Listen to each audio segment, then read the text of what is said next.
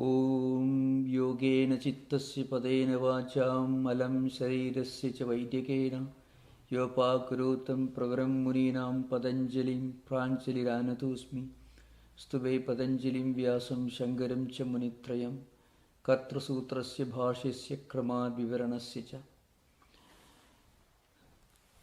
Thank you, good evening. So today we are going to complete a discussion on the 9th sutra of Kaivalyapada, the 4th chapter. It is very, very important because it has something to do with some of the fundamental concepts of free will and predeterminism.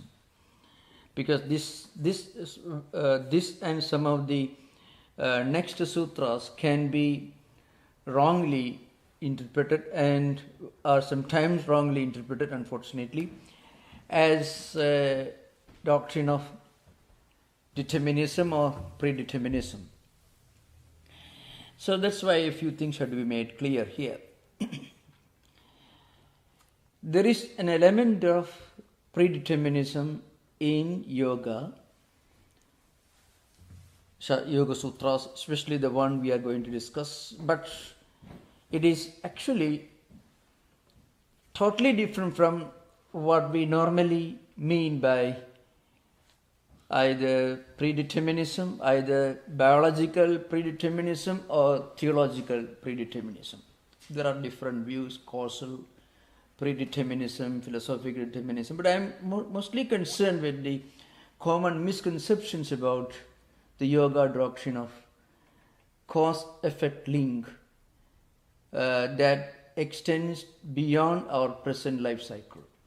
So the sutra is jati, desha, kala, vyavahitanam api anantaryam smriti samskarayohu ekarupatvad. So this sutra.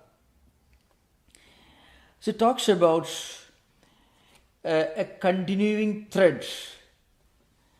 That is why in ekarupatvad. Ekarupatva means continuity, similarity. Vasanas and samskaras and memories, they continue. There is no break. At the same time, there is a difference as to how vasanas, samskaras, impressions express themselves in different life cycles. So we have to remember this particular sutra cannot be properly understood unless we take for granted the law of the doctrine of karma and the doctrine of reincarnation or rebirth, continuing cycles of life, death and rebirth. Now what it essentially tells you is there is a continuity with regard to or in terms of tendencies, impressions and memories. And how do they express themselves in our real life? The sutra will tell you that suppose we have gathered some tendencies, impressions when we were living in one particular country at a particular point of time, naturally following certain cultural, socio-anthropological practices related to that age and place.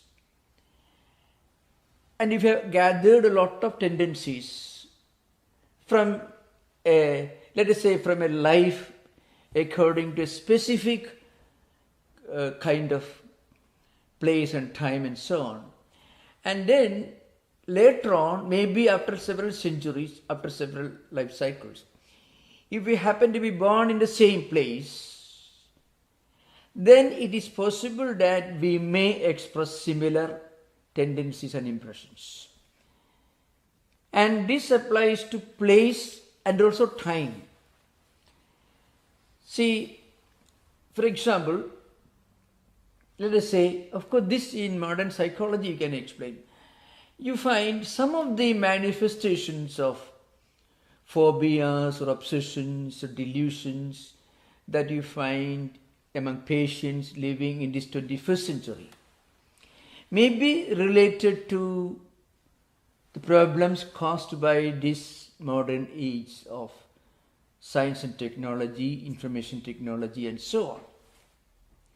So these factors do play an important role in the kind of delusions or phobias or expression. I'm giving an example from modern abnormal psychology. Now, a person living, let us say, in the 1st or 2nd century AD, or maybe during medieval times, the same person whose phobias or delusions are linked to some kind of social realities related to modern scientific age. The same person, if he was living, let's say, in medieval times in Europe, his delusions and phobias may be linked to some kind of persecution, some kind of maybe different, some of the unfortunate events taken place during the medieval times and dark ages in Europe. And the same person living, let us say, before Christ in 6th century, 7th century BC in Assyria, he must have experienced a totally different kind of phobias and delusions and problems. So this you can see if you look at the history of development of these problems, you can see. Similarly, let us say, now this is an example from an unfortunate set of circumstances. Let us say, suppose we have, today in this 21st century, we find ourselves in a place and time where philosophical studies are very common, or very popular, part of academic curriculum, or maybe part of discussions in social situations. If we had studied philosophy in the 2nd century, 3rd century AD, we may perhaps retain those memories and we may again go back to Aristotle or Plato that we may have studied in the 2nd or 3rd century, 4th century AD. Because the memories are there. So there is a continuity. Now I am just giving some stray examples. This could be related to culture, interest in studies, habits, the way we interpret life, and so on. That's why Patanjali says yadi. I mean, the kind of life, the kind of birth, where we are born as a man or woman, or maybe the circumstances of the family and structure, lineage, and so on. And then dwesha, place also plays an important role. The social conditions of the place where we are born. They will again help us to bring back memories, vasanas from a previous age, in some ways similar from our present life, but maybe 500 years ago, we may again manifest the characteristics, tendencies that we may have accumulated in, let's say, in another place, another continent, when we are living in another culture 500 years ago. So there are differences with regard to time, place, culture, and so on, and a kind of birth. But there is a continuity. And what is the continuity? The continuity is smriti samskara yoho. Smriti means memories. Samskara is a word which very hard to translate into modern English. We can only say a lot about it, and we can very clearly imply, we can very clearly make a sensible description of what samskaras are really all about. Though very difficult to translate into a single word. Smriti means memory. Samskaras are some of the unknown tendencies which we cannot really explain sometimes we can explain. certain impressions and tendencies, attitudes, aptitudes, likes or dislikes, prejudices, certain attachments or maybe aversions. All these are different expressions, different manifestations of the particular psychological phenomenon which is called samskara in Patanjali's Yoga Sutra vocabulary. Parinama tapa samskara dukkhehi guna visheshacha dukkhameva sarvam vivekinaha. There is a sutra in the Sadhanapada, 15th sutra. It talks about parinama dukkha. What it says is, you feel a kind of inner incompleteness, inner imperfection, and an accompanying urge for something higher and something sublime. So actually Vyasa, who is actually can be called the originator of the samskara as a psychological and philosophical doctrine, because Patanjali only mentions in his sutras, but Vyasa expounds it. And Vyasa says that this higher urge for something transcendental and a sense of feeling of imperfection of the empirical worldly things and a desire for something higher and transcendental ideas, this happens only for a yogi. Yoginameva klishnadi. That's Vyasa says in his commentary. So, even in spite of having absolutely no need for you to go for something higher, still you feel a kind of discontent, dissatisfaction with all the wonderful things you have.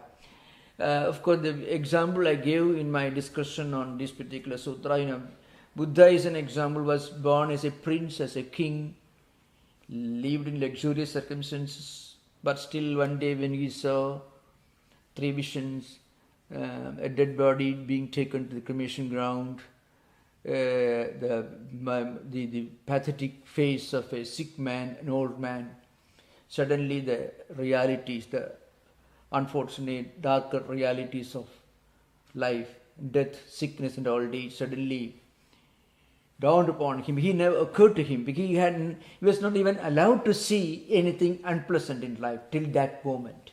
That's how his father had brought him up, Gautama, the Buddha.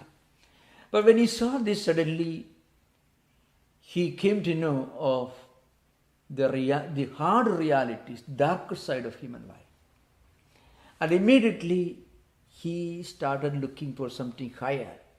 And that night, it is said, he left his place and walked 1,200 miles, came to Bodh Gaya and sat under a tree, So that's how he actually started his spiritual journey. Ihasane sushyudame sariram tagasti mamsam chavilayam chayathu aprapi siddhim bhujanma durlabham naivasanant kaya matas chalishyati.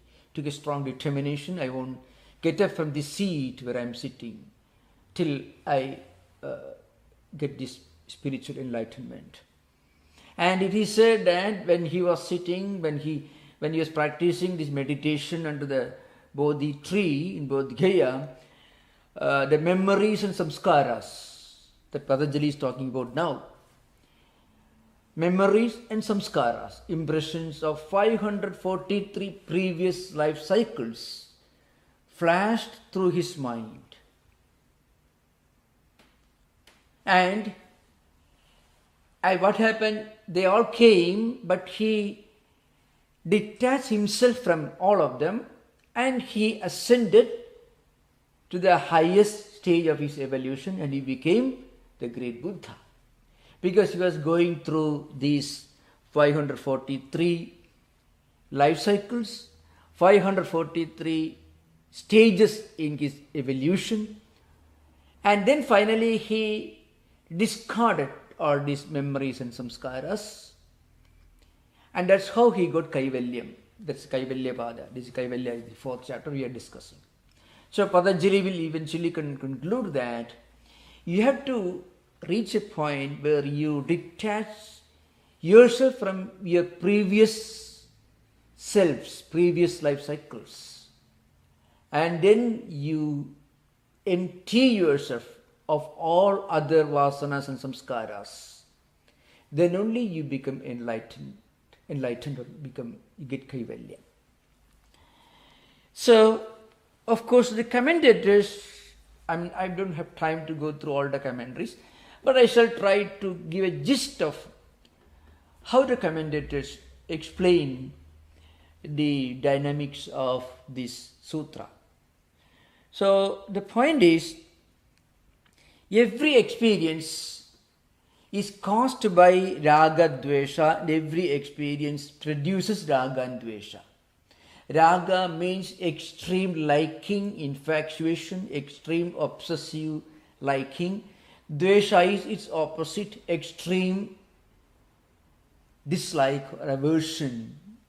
Sometimes we cannot find a reason why we don't like certain things, certain persons, certain places, certain kinds of food. We don't know why we don't like certain things. We have an aversion to certain things. And we do not know, we cannot explain why we strongly dislike certain things. And we don't know how we like certain things. We don't know how we have infatuation to certain things. Extreme obsessive liking for certain things. That is a raga. Extreme obsessive dislike is called dwesha. The human mind or memories and samskaras are more or less dominated by these two, raga and dwesha. Every human experience produces some kinds of liking for certain things and some kind of dislike for certain things. So they are interrelated and they become a chain. And Patanjali says, in the next sutra you find, Patanjali says it is, he is going to explain again, these sutras are interrelated. The 9th and 10th sutras are interrelated. That's why we have to take the next sutra also. Patanjali says this chain is without beginning. So I shall just take the next sutra. Tasam anaditvam cha asisho nityatva. Tasam here means of these vasanas, these impressions, these tendencies. They have got, literal meaning is they are beginningless. They don't have a beginning. Anaditva means a state of having no beginning. We don't know when they began. So the chain, we don't know when it began. Now we have to remember, the vasana, samskaras, desires, they have no beginning, but they do have an end. So there is a logical fallacy about it. Vasana, samskaras, etc. They don't have a beginning, but they do have an end. A Buddha reached a point where he could get rid of his vasanas. And every other spiritual enlightened person like Buddha or anyone like that, he becomes enlightened when he actually transcends that tentacle, that prison house of vasanas or desires, tendencies, impressions, samskaras and so on. In fact, this is common to all spiritual seekers in all religious traditions. One important characteristic of a true spiritual person is he reaches a point of inner contentment, and that contentment happens, it becomes a reality and experience, a fact, only when we are able to get rid of desires. Vasanas here means desires, which again are linked to tendencies, impressions, attitudes, which express in terms of extreme liking for certain things, extreme obsessive liking, infatuation to certain things, and extreme aversion to certain things. And in the 10th sutra, Patanjali says, Tasam anaditvam. These vasanas, they don't have a beginning. And the reason is given in the next part of the sutra, cha asisho nityatvad. That means the desires. Desire can mean desire for happiness, um, they are eternal. Desire for normal human beings, in fact, that's what keeps a person bound in the ordinary empirical world. Because the desires are beginningless. They create a kind of chain because desires lead to actions. Actions produce tendencies, and again more desires, and again actions, and so on. In the Yuga Sutra, elsewhere is karma, vasana, chakram. Karma, vritti, vasana, sankalpa, and again karma. So it goes on like a rotating wheel. Here, this ashisha is sometimes called sukha trishna, means a desire for happiness. According to Patanjali's system, this desire are twofold. One is a desire to possess what we want, what we like. That is one kind of desire. Something that we may imagine, something that gives us or may give us happiness. We want to possess that. And its opposite is to avoid something that gives us pain. So desires are twofold. The desire mentioned in the 10th sutra, ashishaha, nityatvad. So these desires are beginningless.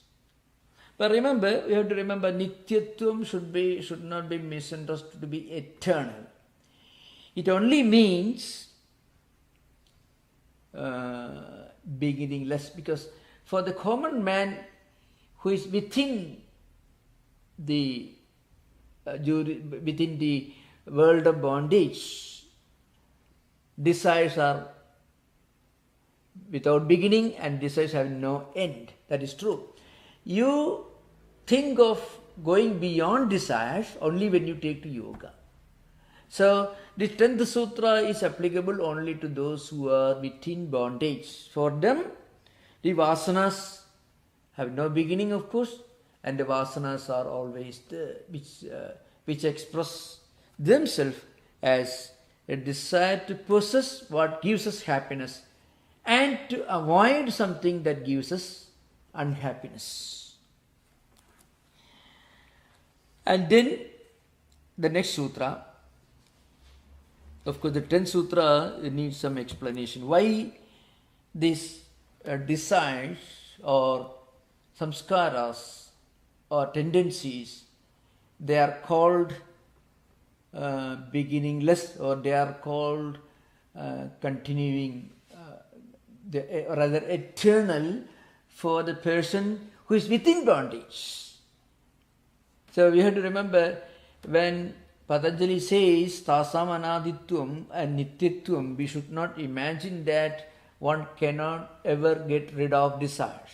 It is possible, but it is not possible unless one takes to this higher life, yoga. That's why that sutra atha yoga anushasana. When a person first thinks of going beyond the clutches of desires, that is the meaning of atha. At that time, yoga is beginning. You take to yoga, life of yoga. So first of all, we should remember raga and dwesha, extreme liking and extreme aversion, are caused by memory or smriti. So without memories, you won't have extreme infatuation or extreme aversion, because you have something in your mind, we remember. So we have this desire to possess things, and something which is unpleasant, they have a strong desire to avoid it. And this memory, smriti, is due to samskaras. So what is samskara in other words? Samskaras are residual effect of our experiences. When we undergo some experiences, once it is over, when we are out of it, still something remains in our mental system.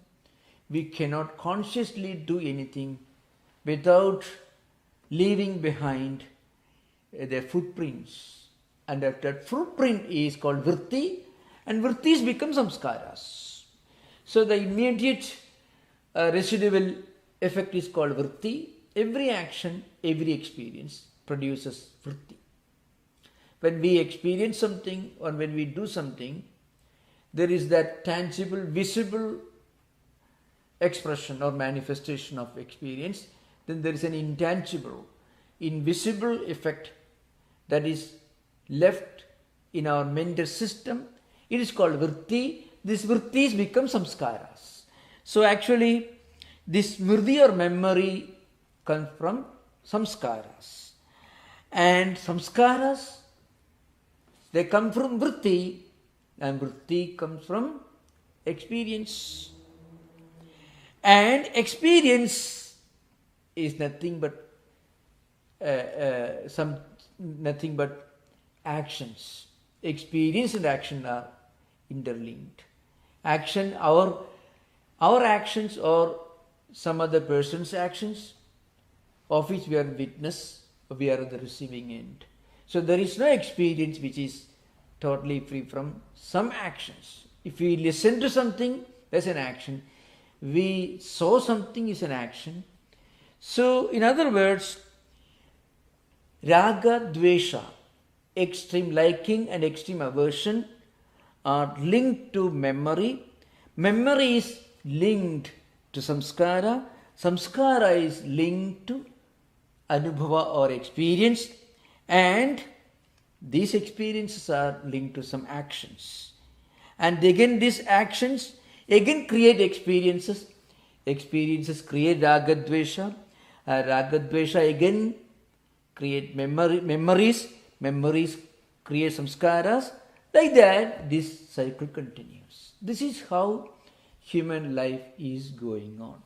Now, in this context, I should mention something very important. This may frequently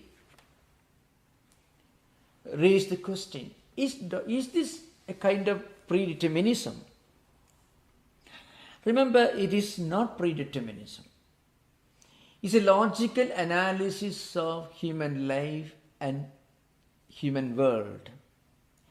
So, and why it is not predeterminism? Because in predeterminism, either you call it either maybe causal predeterminism, which is linked to biological predeterminism, or maybe theological predeterminism. In biological predeterminism, if you, according to the theory of evolution, there is a cause-effect link. It may not follow a logic, so you talk about random selection, but that also is an explanation to create a link for what is happening to the species. Or if you believe in theological predeterminism, then you have to say everything was decided by God. And human actions cannot interfere with this, with what God has ordained. And that can also be interpreted to be some kind of fatalism. These are some of the problems of this sutra. So we should remember, the sutra leaves the door open for free will. And what is the door? Yamas and niyamas, Ashtanga Yoga. That's an important thing to remember. If you exclude the Ashtanga Yoga, beginning with yamas and niyamas, which every person can practice and can ascend to higher level of evolution, then this Yoga Sutra philosophy can be interpreted to be some kind of a predeterminism or determinism or fatalism, because Yoga Sutras do not talk about God ordaining everything. So it is not theological determinism, but still it can be interpreted to be some kind of a blind, hard predeterminism. But Yoga Sutras do not talk about anything which can be even remotely interpreted to be predeterminism. Why? Because yamas or niyamas. Any person can start practicing yamas or niyama, ahimsa, satya, asteya, brahmacharya, parigraha, non-violence, truthfulness, non-possessiveness, not having desire for things that belong to others, and a pure life, contentment, purity, feeding our mind with good spiritual food, resignation to a higher spiritual transcendental power, 10 disciplines, yamas or niyamas. Once you start practicing these, you're actually getting out of this cause-effect link that we discuss now. Raga experiences create raga and dwesha. Raga and dwesha raga and dwesha comes from smrtis. As smrtis come from samskaras, samskaras come from experiences, experiences come from actions, and actions again come from raga dweshas, and again from raga dwesha is linked to smrti, and so on. So this cycle continues. So if you don't bring in the yamas and niyamas, this can be wrongly interpreted to be some kind of a predeterminism. In other words, the effects of our previous prarabdha karmas or our own previous life cycles, actions and experience can be neutralized by our actions in this life. So this is an important thing to remember. Otherwise, we'll be always led by this blind quest for happiness. Cha-asisha nityatvad, Patanjali says, tasam anaditvam cha-asisha nityatvad. Vasanas are beginningless. Why? Because desires are always there. Desires are beginningless. They always will be there. So long as we don't enter the road of Ashtanga Yoga or yamas and niyamas. This is an important point to remember. Otherwise, if we don't practice these yamas and niyamas, what happens? Similarity of circumstances will again make us act according to certain tendencies that we may have accumulated maybe several centuries ago in another life, another place, another time. So long as we have done something and so long as we have deposited samskaras and impressions in our mental system, they cannot be destroyed except by taking to this path of yamas and niyamas. And once we do that, what happens is slowly we will be able to get rid of all these desires. So already mentioned this earlier, the sutra is the tadabhavaha abhavam. So you can find in the how we get out of this prison house of desires, how we get out of this continuing cycles, the rotating cycle of desires, how we accomplish freedom. That is mentioned in the 11th sutra. Hedu phalasrayalambanaihi samgrihidatvad esham abhave tad abhavaha. It's a very important sutra from Yoga Sutra point of view, especially from the Kaivalya point of view. So Hedu Phala Asraya. So those who have got the sutra, the textbook can remember, Hedu. Hedu, something which acts as a cause for something. Hedu. Hedu can be the reason, it can be the cause for something. Phala means the effect, the result. Asraya means the support. Alambana means these worldly desires, worldly objects, and so on. Samgrihitatvad. What it means is, they're all put together, they're bound together. In other words, the cause, effect, support, and external objects, they are all caught together into a compact system by these vasanas. So vasanas bring them all together, and once you remove vasanas, you have removed the bondage. So we will try to explain this one after another. First important thing, hetu. Hetu here means experiences which cause tendencies or vasanas. As I mentioned earlier, experiences are the reason for raga and dwesha. And raga and dwesha are the forms, are the manifestations of vasanas or tendencies. Our tendencies express themselves in the form of either extreme infatuation, extreme liking for certain things, the extreme dislike for certain things. We may try to get out of this tyranny of our own tendencies that we know. Many people are aware of the need to get out of wrong or unhealthy tendencies, but they cannot. That's because these tendencies capture them. They can, of course, Ashtanga Yoga is the royal path to get out of this. But just by wishing, they cannot do. So you have to destroy the cause. That is the risk. That's the cause. You have to destroy those factors which constitute the cause for this bondage, and that cause is ultimately it is desire. So vasanas, desires, tendencies, samskaras, these are all interlinked or interrelated. So some experience that we had,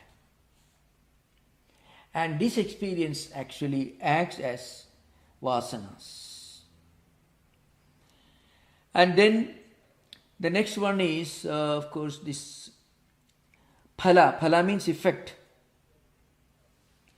Memory is a result. Vasanas and then memories. According to vasanas, we do certain things, and those actions create memories, and that memories again create raga, dweshas and vasanas. The next word here is samgrihitatvad. All these are caught together. They are caught together, and when we get out of these tentacles, we become free. And how does it happen? Through the practice of yoga and proper knowledge. And when that happens, the hetu, phala, asraya, alampana, all these are completely neutralized. Means they become like burnt seeds. That the bija nyaya is invoked by commentators while explaining this. When you practice Ashtanga Yoga, yama, niyama, asana, pranayama, pratyahara, dharana, dhyana, samadhi, when you practice this, and eventually when you get this Ridambhara prajna, then what happens is the causes or the factors responsible for this bondage, that is cause, effect, support and external objects, hedu, phala, asaya and vishaya, they are completely neutralized. They become like burnt seeds. So in other words, we can imagine what happens when a person gets enlightened. Yoga Sutra will tell you can transcend vasanas. At the highest level of spiritual evolution, these things are there in our mental system, but they are like burned seed. I mean, for namesake you may use the word seed, but they don't have any of the characteristics of seeds. What are the characteristics of seeds? If you sow the seeds in fertile soil, it will sprout. But no, the point is why they're called dagdha, or they're burnt seeds. Even if you throw these seeds on fertile soil, they will not sprout. Patanjali Yoga Sutras already discussed different stages in this evolution. At some stage, you are not able to burn the seed. Rather, you are able to move yourself away. You are able to move yourself away from fertile soil. We are able to move ourselves away from circumstances that can create problem for our undesirable vasanas, desires and tendencies. So, a person who has got certain unpleasant characteristics, if he finds himself surrounded by people who have similar characteristics, and in a place where these undesirable characteristics have lot of scope for manifestation, then what happens, it's just like you have seeds and you are putting them on fertile soil. They will sprout. And there are certain persons in their different stages in spiritual evolution. When they are away from undesirable circumstances, then their undesirable tendencies do not manifest. There, the seeds are not burned, but seeds, they don't have fertile soil, so they cannot sprout, they cannot create problems. But at this stage of Kaivalya, when you reach this stage, Patanjali says, Samgrihita tesham abhave. When this entanglement is gone, when cause, effect, support and external objects, when they are all completely removed, practically it's just like burning the seed. I mean, even if you put those seeds in fertile soil, they cannot create problems. So, a person who has reached the Ridambhara Prajna, even if he is surrounded by unpleasant circumstances, undesirable circumstances, dangerous circumstances, still undesirable tendencies, whatever may be in his mind, will not manifest, because they are all like burnt seed. They cannot create any more problems. So this is the essence of this particular sutra. Hedu phala asraya alambanehi samgrihidatva esham abhave tadabhavaha. Of course, commentators have given a lot of illustrations, analogies to drive home this idea from different perspectives. We shall discuss that in the next class. So we can have interaction. You're most welcome.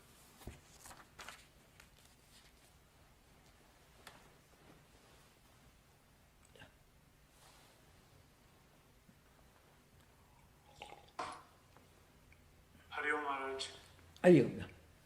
Yeah. Maharaj, when you were talking, you said today that Yoga Sutras do not profess predeterminism, because any person can begin to follow the yamas and niyamas. But don't the vasanas already predispose someone to being able to follow the yamas and the niyamas? Because not everyone can.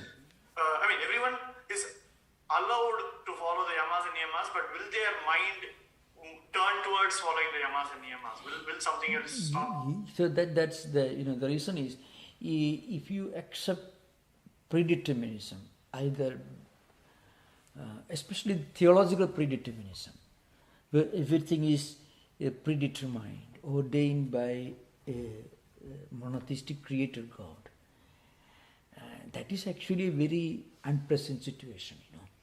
You're permanently branded as incorrigible, which is actually a violation of the basic logic of spiritual life, any kind of life. So there is of course a cause-effect link and a logic of precedent and experience and antecedent. That's true in our life. That's true. That's what Patanjali Yoga Sutra is all about. But the important point is why it is not predeterminism. That's what I'm trying to explain. predeterminism, especially in religious, in popular way, you always find a logical explanation for your present situation. And the logical explanation, there is a cause. So the cause produces the result. So there is an unbreakable connection between the two. Human actions cannot intervene in this logic.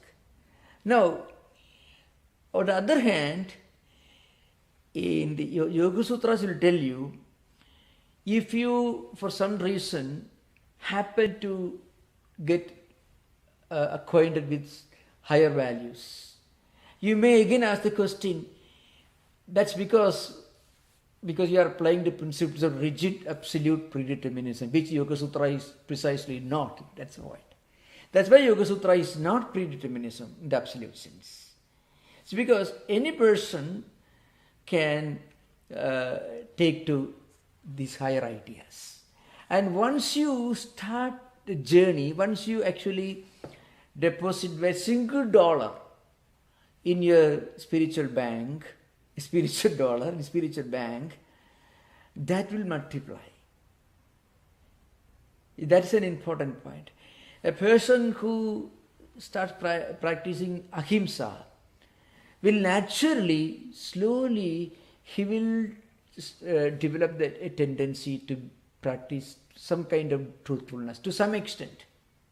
And gradually he will have a sense of self-restraint. He may not even think of stealing somebody's things asteya. And naturally that will produce some kind of a discipline in his life, brahmacharya, and then he may feel a kind of inner contentment. He may not accept things from others, aparigraha. And once a person practices this, especially ahimsa, your mind actually becomes a little pure, samucha, the first of niyamas. So once you somehow start practicing one of these yamas or niyamas, you cannot help being trapped into this, happily trapped into this Ashtanga Yoga. Remember, this is a point I want to mention. When we talk about Ashtanga Yoga, you should not get away with the impression it is precisely what Patanjali talks about. No, Patanjali is actually talking about some universal spiritual values which one way or other in a totally different language can be found in any traditions, not even necessarily religious traditions alone, but even in non-religious traditions. You can find people who don't believe in God or any kind of spiritual things. If they practice ahimsa, that person automatically starts experiencing contentment, purity, he starts practicing higher things. So this is an important point, remember. Anyone who takes to these higher values, once you get into one, you cannot help moving forward. And Patanjali says, and that's where Patanjali's system comes, He says, once you start little practice, then you are likely to practice maybe 500 years later when you are born in another place. Suppose you can practice only little in this, Jadi, Desha, Kala, Vyavahidanam, Anandaryam. Anandaryam means continuity. And Ekarupattvam, that also means. So, there is a continuity with regard to vasanas, good samskaras. Then you can't help continuing that spiritual journey somehow or other. So, that's why it is not absolute predeterminism. If it is absolute predeterminism, then I think Darwin's theory is not absolute predeterminism. Then how do you explain random selection? How can it be random? If it is absolute predeterminism, how can it be random? What do you say, Bobby? Maybe he's gone. So, I was muted. Yes. Yes. If it is absolute predeterminism, then there cannot be random selection. Right. It would make Darwin ridiculous. Yeah. So that's why Patanjali is not an absolute predeterminist. That's the point. Yeah. Maharaj, but when you say how do you explain Darwin's random selection when you're talking about Predeterminism? I don't want to go into Darwin because Yeah. I don't reject Darwin, but I'm not a complete believer in Darwinian evolution, because Darwin's concept of human life was just a physical, biological being. So that is something I'm not in favor of. But otherwise, I don't. There is a logic in Darwinian concept of evolution, but that's not the whole picture. That is not the whole truth. There is an element of, there's an aspect of truth in that, but that's only. And this concept of evolution was only biological, physical evolution. So Vedanta tells you you have plenty of scope to evolve at another level, not physical, but another level. So that's the point. Yes, Maharaj, it gets a lot more interesting since you drew me into the conversation Yeah, here. Yeah, thank you. One of the commentators, Vajaspati Misra, speaks about Vyasa's example of the cat, and the way that we can be triggered from possible samskaras associated with past experiences, as from the animal kingdom. So if we evolve with no samskaras in a Darwinian sense, it doesn't leave any room for the rest of the theory. It's very inconsistent if it's just physical evolution in Darwinian terms. Yeah. I think that's your point. Yeah. That's true, yeah. Anything, is there any question? Oh, I want to report that there were no additional questions that I could find on YouTube Yeah, or Facebook. thank you. So that's why we're at liberty to continue along this path. No, it's an interesting, Patanjali, what strikes you all the more is Patanjali is so scientific and rational. And that's something interesting, So scientific and rational, he says. Well, one question I do have is that Vajaspati speaks about there's no need to think that more recent samskaras are going to pop up with more strength, that it can be timeless, it can be a matter of latency. Yeah. Once you reach the highest level of kaivalya, ridambhara prajna, then there is absolutely no question of any samskaras popping up. But there is an intermediary stage that we went through before you reach this samprajnata level. In the early stages of samprajnata level, there is always a problem. It may prop up. That is vyutthana. There is a vyutthana samskaras are there, and there is nirodha samskaras there. It's an intermediary stage. So vyutthana samskaras are linked to our memories and experiences related to the external world, secular prosperity, enjoyments and things on. So as soon as the mind gets drawn towards that, the nirodha samskaras actually emerge and exert restraining power.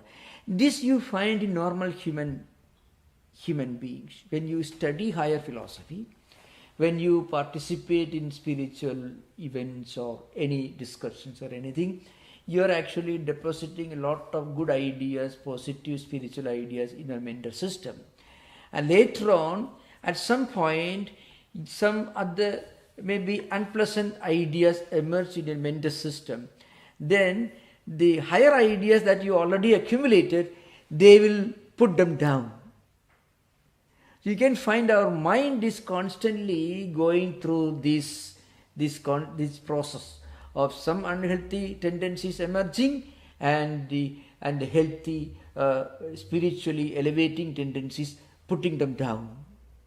This happens. This is all the more common for many spiritual seekers, really speaking. But that's an intermediary stage, not the highest. Vyutthana and nirodha samskara. Nirodha samskaras are samskaras linked to spiritual evolution that take you beyond the vrittis. It helps you to transcend vrittis. Yoga chitta vritti nirodha. I mean, you are trying to go beyond the influence, negative influence of your own samskaras and vrittis. So, these positive samskaras will come and help you. No, I should not do that.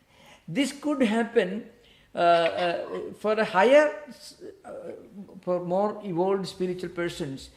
As soon as the negative tendencies come, immediately they are gone. Because the higher values in our mind, they put them down. That is called Nirodha Samskaras. Yeah. Thank you, Maharaj. I think Vinyesh is still active in his questioning, and there are two more hands up and a question in the chat. Yeah. Thanks, Maharaj. I just forgot to lower the hand. Thanks. So I'm not sure whether Bhaskar or Kathleen was first, and there's a question on the chat as well. Yeah. Pranam Maharaj. Yeah, namaskar. Yeah. The sutra, it says tasam anaditvam nityatvam. Yeah. It says these are eternal. Yeah. And also Sankhya says Prakriti, the nature goes through cycles of creation and dissolution. Yeah. Does this sutra mean that it goes beyond the cycle of the nature itself, the creation of universe and dissolution? Well, the Sankhyan concept of cyclicism, as you call it, this constant creation, existence, dissolution, and again recreation, emergence. That can be properly understood only as a kind of dualism. So, as Swami Vivekananda, the first interpreter in modern times in English language, he tried to link yoga system to Vedanta.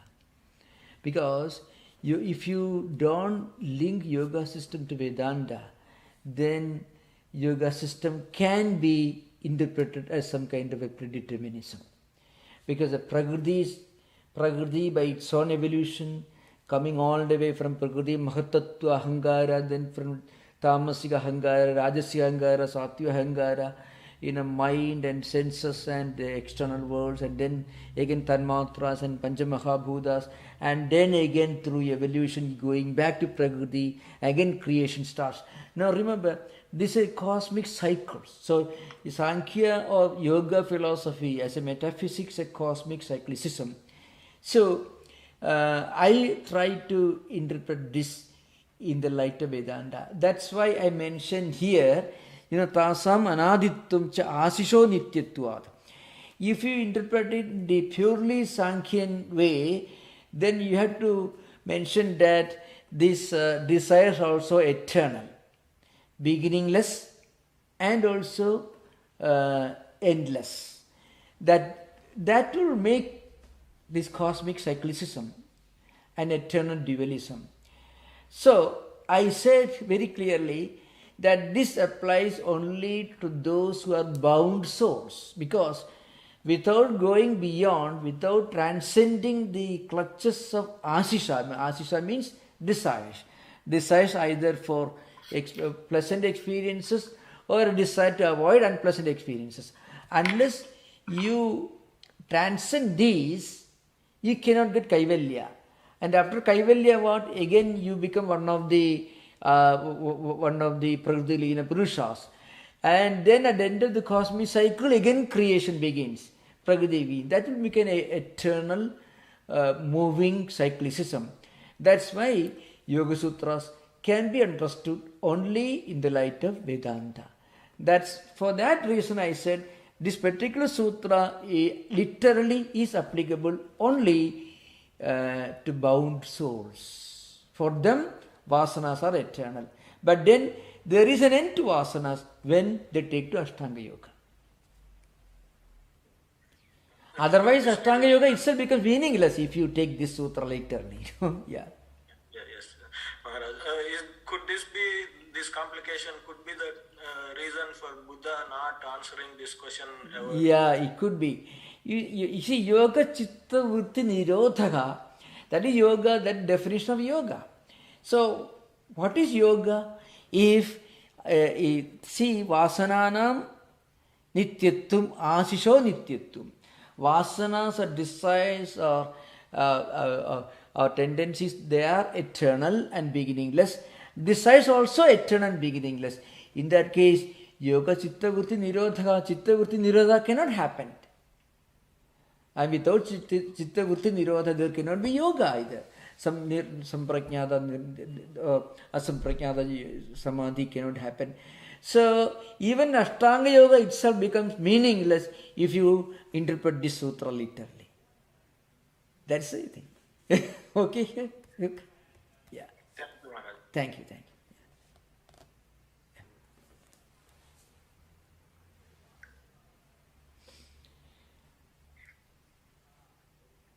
Thank you so much. Thank you. I'm a beginner and I'm just learning all of this. But I'm wondering why we're not using the words karma, because it seems to me that cause and effect does happen with us, not predetermined by a monotheistic God.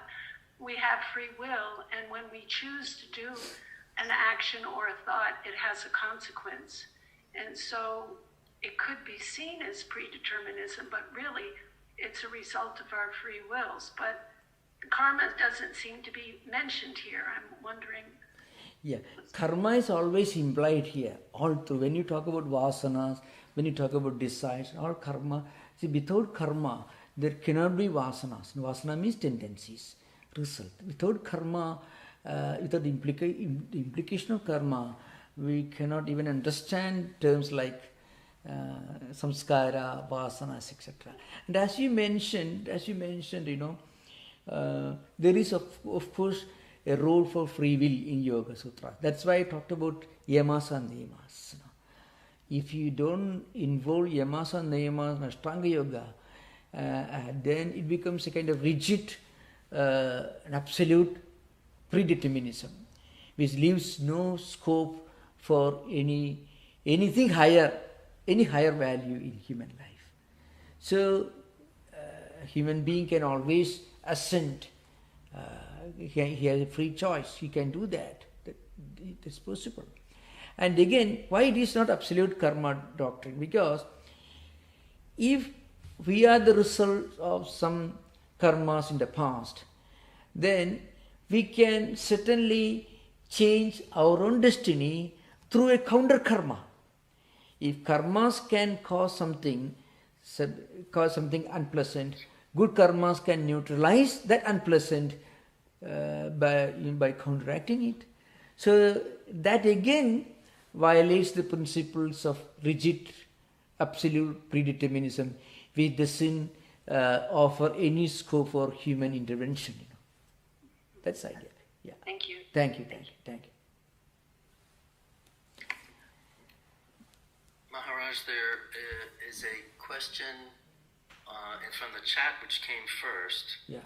And there's also a question from the YouTube. Yeah. But please.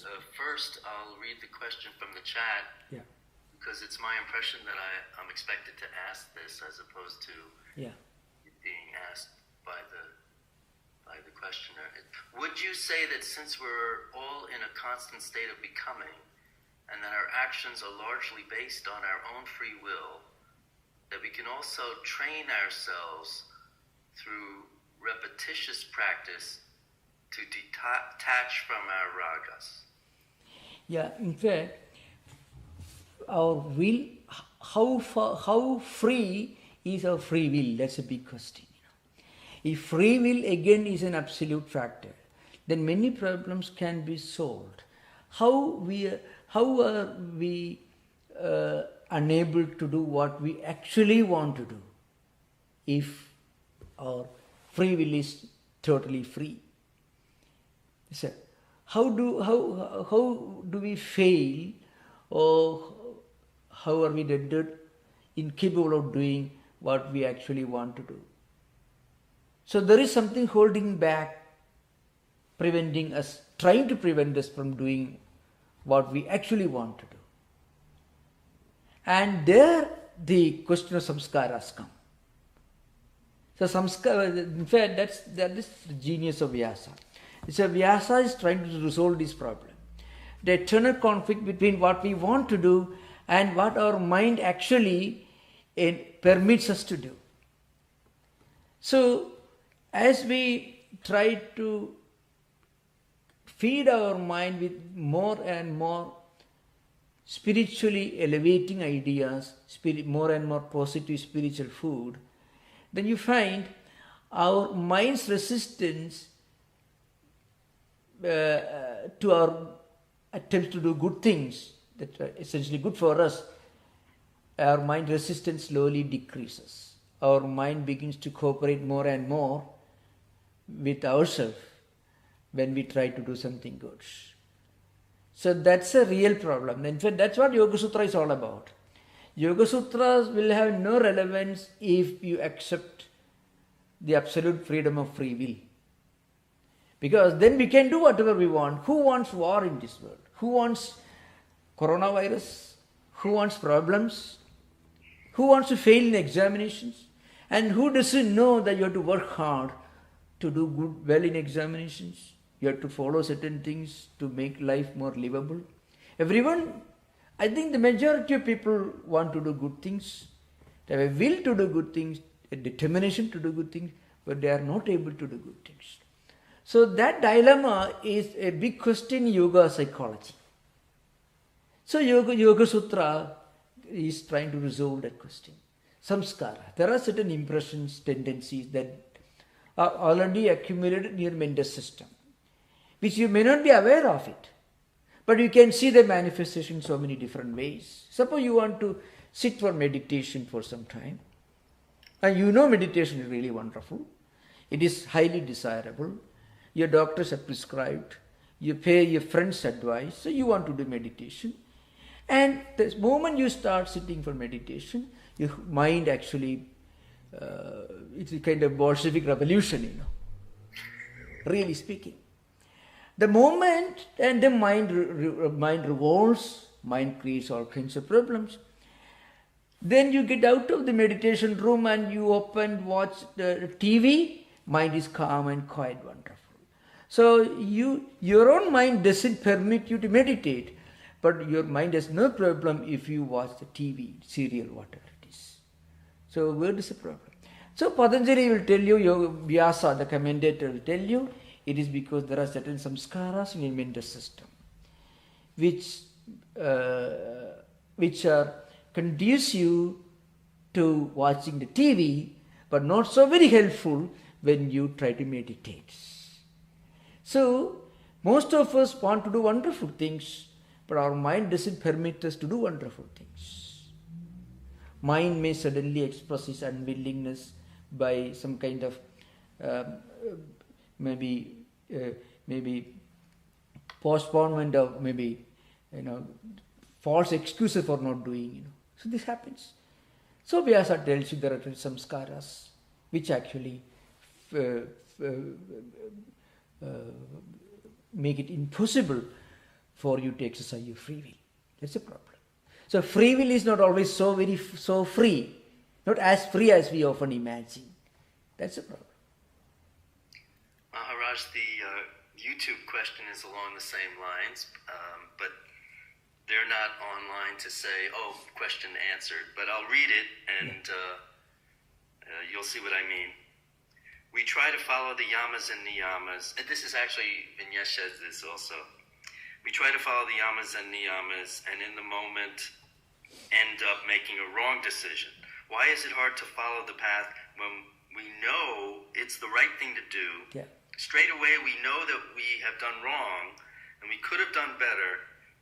How can we do good easily and effortlessly against our own mind? Yeah. So this is exactly what we're talking about. Really, there is something I can add to this. So as you mentioned, the mind doesn't cooperate with you, but you should not give up the effort. At the same time, we should not force our mind beyond limit. That can create problems. We should not completely agree with the mind. Oh, you don't permit me to meditate, I won't meditate any longer. We should not do that. But if forcing your own mind to meditate against all, that's also sometimes problematic. So what we should do? We should continue this effort, maybe later, again and again. This continued effort, continued failed effort will help you to succeed in course of time. As I mentioned, continued failed efforts. You may have failed many times, but your failed efforts will help you to succeed at some later stage. That is the greatness of spiritual practice. Every failed attempt will take you one step forward. That's an important thing to remember. We can observe that in natural environment. Yeah. That creatures that are scared off immediately, or frustrated, haven't adapted very well. Those that persevere do reach better outcomes. The one thing that I've seen myself, I've observed that sometimes people will attempt meditation, and if they're very agitated, they get furious that they can't calm their mind, or that meditation proves to be disturbing or difficult for them. But if they relax a little bit, circle back, and try again, what I've observed is that it starts to yield benefits. You're right. Yeah, of course, there are other... You are right, this is a very important suggestion you made. And maybe a suggestion along the same lines is this.